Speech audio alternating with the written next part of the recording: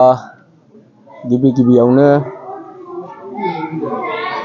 रादाबगिरि नोंथांमोननिसिम साबायखर जासिबाय आरो सनितपुर जिल्लानि गासैबो रायजो राजाफोरनिसिम गोदान बोसोर 2023 मायथाइनि गाहाम हामग्लायनाय आरो मागो दमासिनि गाहाम हामग्लायनाय जासिहरबाय।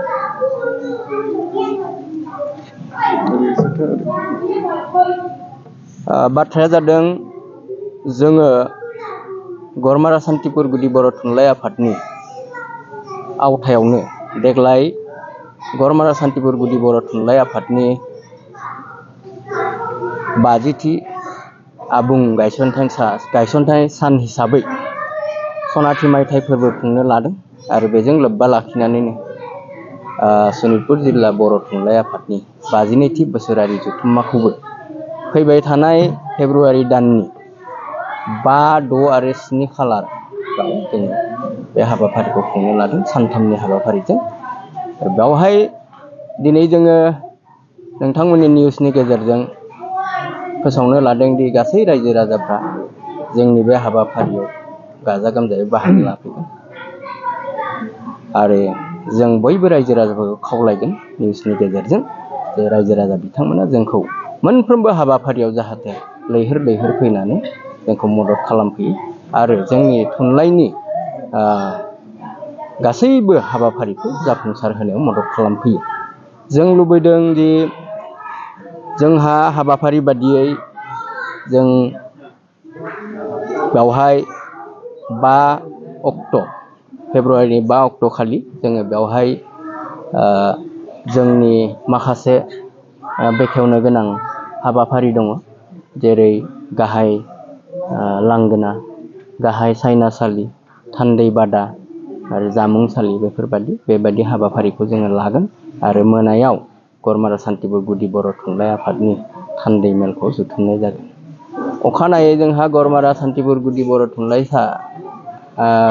आफादनि फिरफिला बिरहोनायजों लोगोसे 50 बोसोर आबुं जानाय गरमारा सान्तिपुर गुदि बर' थुनलाइ आफादनि आवथायाव जोङो 50टा फिरफिला बिरहोगोन आरो बेनि गेजेरजों जों फोरमायनो नागिरदों जे बर' थुनलाइ आफादनि थाखाय गरमारा सान्तिपुर गुदि बर' थुनलाइ आफादनि बिहोमाया बेसेबां। जों लुबैगोन बेखायनो बेफोर हाबाफारिफ्राव जाहाथे बयबो बाहागो लाफैयो। दा जोंनि हाबाफारिया 90% मावफुंजाबाय आरो आद्राया बे साननै सानथामसोनि गेजेराव जोङो मावफुंनो हासिगोन। जाहा मुंख्लं खाम्फा लुनाय जाबाय आरो जोंनि सायनासालि लुनाया जागासिनो दङ। जोंहा आरो बेवहाय बे हाबाफारिजों लोब्बा लाखिनानै बे जथुमजों लोब्बा लाखिनानै गरमारा सान्तिपुर गुदि बर' थुनलाइ आफादनि जारिमिन गांसे जों सुजुनो लादों। लैहोर जोंनि खुगा लाइसि बे लैहोरा ओंखारगोन, लोगोसे गांसे सभेनार बिसम्बि गांसे फोसावनो लानाय जादों। गासिबो बिथिंखौ जों नोजोर बोनानै देग्लायनि बे जारिमिनारि बे सानखौ जोङो गाजा गोमजायै फालिनो लादों आरो बे फालिनायाव जाहाथे जाफुंसार जायो बेखायनो जों रायजो राजाफोरखौ थारै खावलायदों बे हाबाफारियाव बयबो बाहागो लाफैयो। बाथ्राया जाबाय जोङो बेवहाय जों हाबाफारि बादियै गोबां आलासिफोरखौ जों लिंहरदों। जोंनि बिटिआरनि चिफ बिथांखौ जों गेवलां आफादनि बेखेवगिरि महरै लिंहरदों। बर' थुनलाइ आफादनि आफादगिरि मानगोनां डक्टर सुरत नार्जारि सार बिथाङा गाहाय आलासि महरै नुजाथिफैगोन आरो बेनि उनाव जोंहा गोबां आलासिफोर दंबावो। बिटिआरनि इएमफोर दङ, बिथांमोनाबो जोंनि बेवहाय नुजाथिफैगोन गोनां होननानै जों साननानै लादों। बेखायनो रायजो राजा बिथांमोनखौ आरो फरायसुला गोजौ फरायसालिनिफ्राय लानानै जोङो कलेजनि आरो गुबुन गोजौ बिथिंनि फरायसुला फरायसुलिफोरखौ जों बे सावरायनाय मेलाव बाहागो लाफैनो थाखाय खावलायदों आरो बिथांमोना निस्सय नुजाथिफैगोन। बिथांमोननि थाखाय जों जानाय लोंनाय गासैबो बेबस्थाखौ जों खालामनाय जागोन। गतिके जों आसा खालामनाय बादियै रायजो राजा बिथांमोननि आरो फरायसुला फरायसुलिफोर बिथांमोननि जुदि मददखौ फिथाइखौ जों मोनोब्ला निश्चय जोंनि बे फैबाय थानाय बे गरमारा सान्तिपुर गुदि बर' थुनलाइ आफादनि सनाथि मायथाइ फोरबो आरो 52थि सनितपुर जिल्ला बर' थुनलाइ आफादनि जथुम्माया गाहामै जानानै थांगोन होननानै मिजिंथिदों। अबयसे जोंहा जोंनि जिथु बे हाबाफारिया जोबनानै थांनांसिगौमोन। बोसोरफ्रामबो जोंनि जिल्ला बर' थुनलाइ आफादनि बोसोरसालिया जथुम्माया मिरु बर' थुनलाइ आफादनि बोसोरसालिया जथुम्मानि सिगाङावनो जोबनानै थाङोमोन। आन्सलिकफ्राबो बेबायदिनो जिल्लानि सिगाङाव फोजोबोमोन। नाथाय देग्लाय ओरैबायदि जाबाय, माखासे एंगार हायै जाहोना जोंखौ माने बेखिनि मावफुंनायाव खाबु होआखिसै।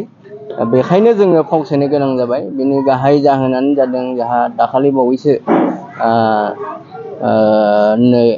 19 20 आरो 19 19 आरो 20 बे खालाराव जोंनि बे जिल्लायावनो सनितपुर जिल्लायावनो थेलामारायाव दुलाराय बाथौ गौथुमनि मोनसे गिदिर बोसोरारि जथुम्मा जानानै थांबाय। बे जथुम्मानि जाहैनो जोङो फावसायबाय थानो गोनां जाबाय।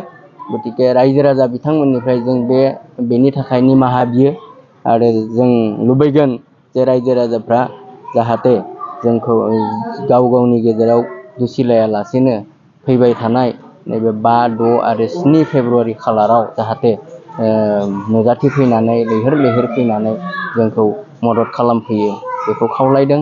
जोंहा दा बे खारनै जोङो रायजो राजाफोरनिसिम